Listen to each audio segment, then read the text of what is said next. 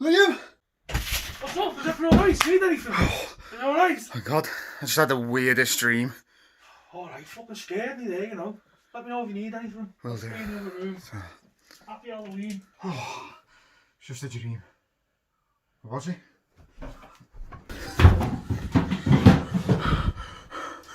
Bloody Mary, Bloody Mary, Bloody Mary. Spirit, are you with me? Fucking rats, I am.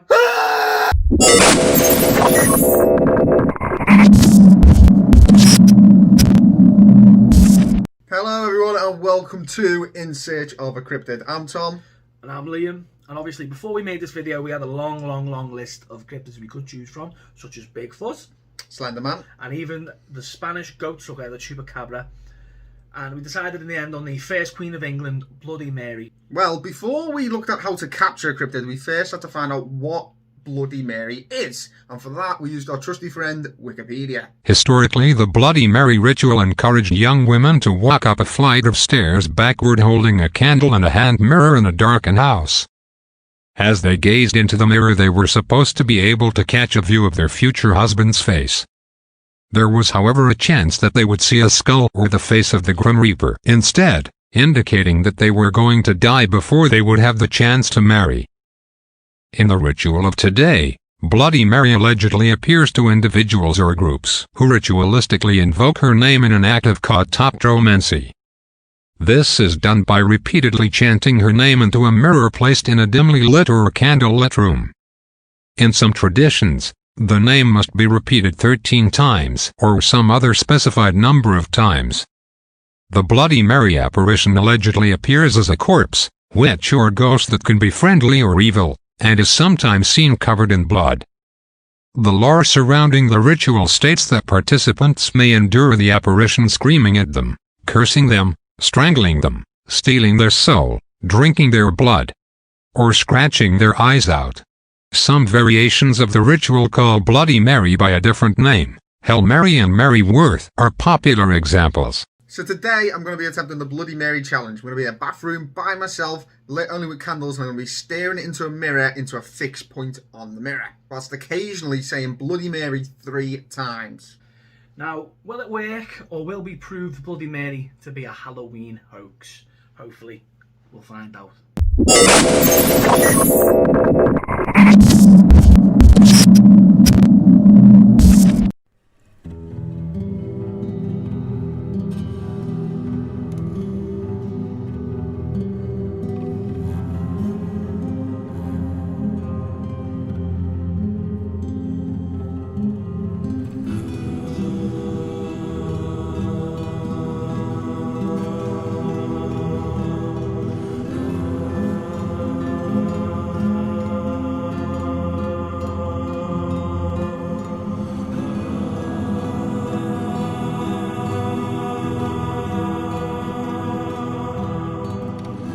Obviously, we decided for the most authentic experience possible that both of us wouldn't take part. So just Tom here drew the short straw and he's going to go in on his own. We're going to walk down the hall now. It's obviously dark, it's quite late at the moment. We're going to take Tom to his unfortunate doom. Thanks. I'm going to pass the phone over to you now. I'm going to go to the other room and best of luck. Excelente! Right, so I don't need that anymore. It's quite lit in here. It is lit! Right. What is that? One sec, just setting up a little stool in front of the mirror.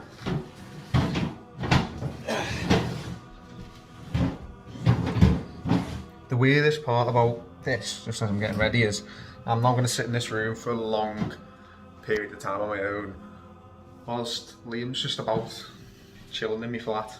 A bit strange, but oh well. So, right. Ideally, I don't want to be holding this myself.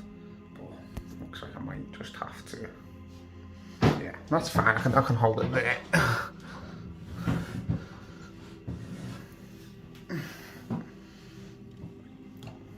Cool. So, I guess we're going to get started. I'm not going to say much because I want to be silent.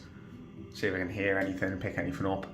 And yeah, we'll just see what happens. What I'm going to do is I'm going to stare right there at my nose.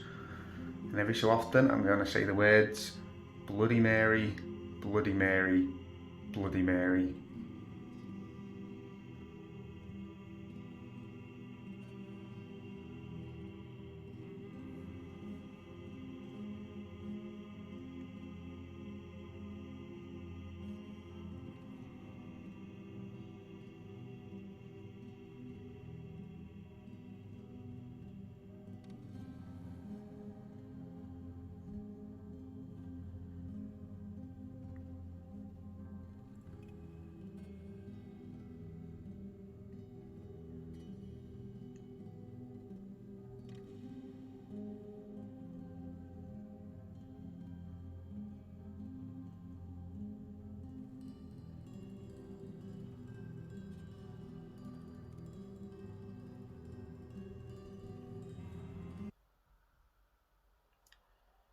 Tom's been in there now for a total time of about 5 minutes, and from the Google document it said that after a few minutes he'll start hallucinating, seeing his face move, like his nose disappear, things like that, depending on how he's doing it. I think he's looking at his nose, so he should start seeing things change around him, either see things behind him, see his face move.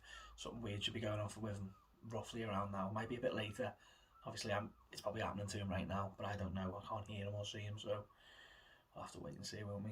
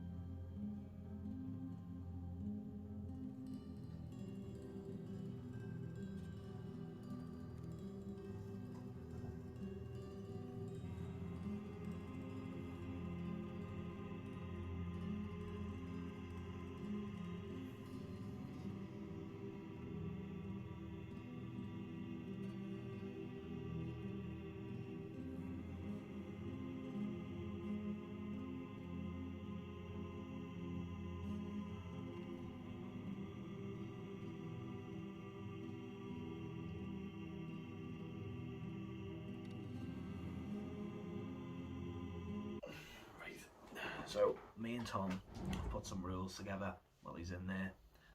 The rules are quite basic. Bang or make a noise. He's sitting on a stool, which when you move it makes a lot of noise. So he's told, we've made a rule that if he moves or bangs, then I'm to go and check something's not right with him. Other than that, he's been told to sit completely still. He hasn't made any noise. I thought I heard him bang earlier, but I don't think he was. He's completely silent, which he should be, but you know, to say I'm a bit worried about him is a bit of an understatement, because obviously anything can happen, but there's rules in place, so if anything does happen, he knows what to do. Sit back again and wait. Feels like a lifetime, but might as well just keep waiting for him.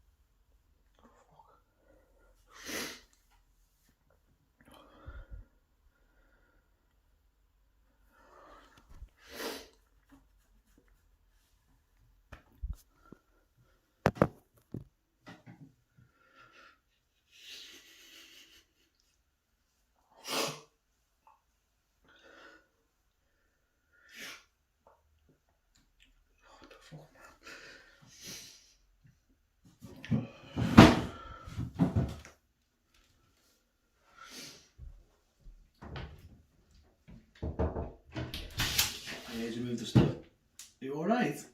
Is everything okay? No. Move that, let me get in. Are you recording? Are you still... Switch that off. Switch that off. After we stopped recording, I spoke to Liam about what happened inside the bathroom. I'm not really a person that shows sad emotion often at all, even with like deaths in the family. Sounds a bit morbid, but I don't really get upset or cry. So at the time, what happened was pretty strange and unexplainable. The next morning, we recorded a little clip, which I'm going to show you in a second, where I explained what I thought had happened. And then after that, I'm going to reflect a little bit a few days on from recording this video. So I'm staring into the mirror, and have you ever tried to lose focus of what you're staring at to where your eyes sort of glaze over? Yeah. So I'm staring at this one point right there in my nose in the mirror, and the longer I'm staring, I don't know, it's going to sound stupid, I don't know if someone with a different complexion would have a different experience, because for me, it was like I was fading into the background. It was like my face was fading away, the harder and harder I focused on that middle spot until I was nearly transparent. So, like, I'm going to put myself in your shoes for a minute. So you had this experience where you were fading away and you weren't in your, say, your face weren't there anymore. So at what point did you go from that to getting upset? Like, what triggered you? Could you see your face when that happened? Yeah, I was staring at myself and it was like I forgot that I was meant to be focusing on that one spot for a minute, and I knew I was still making a video, I knew what I was still there for, but I forgot that I needed to focus, and I started just looking at myself and like, why do I look so sad? Because I'm not like, obviously I've seen the footage back, I know you haven't, but I have, and watching it back as me, you're describing it like you were in the moment, like your eyes never changed. In the video, you're actually looking away a lot. You're not looking at yourself. You're looking at the phone, then away, and then back at yourself, and then you get upset.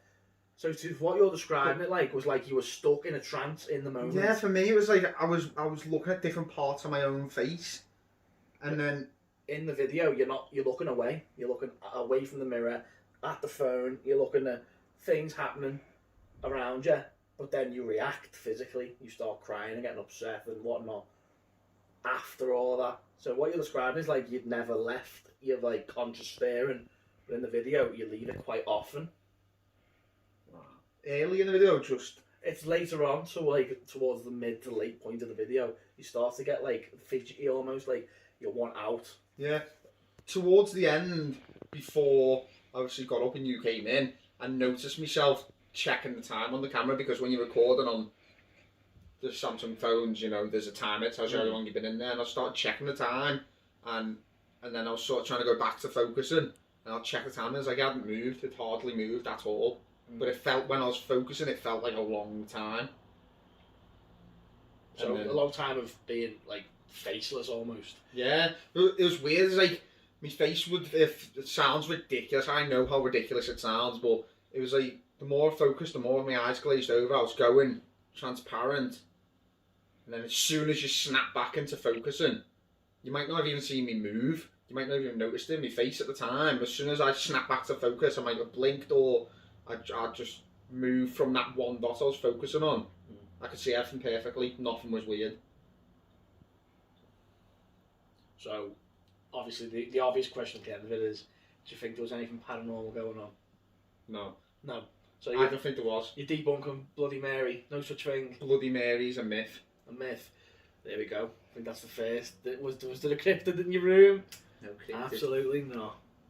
And that's it. I think that's the end. Don't you?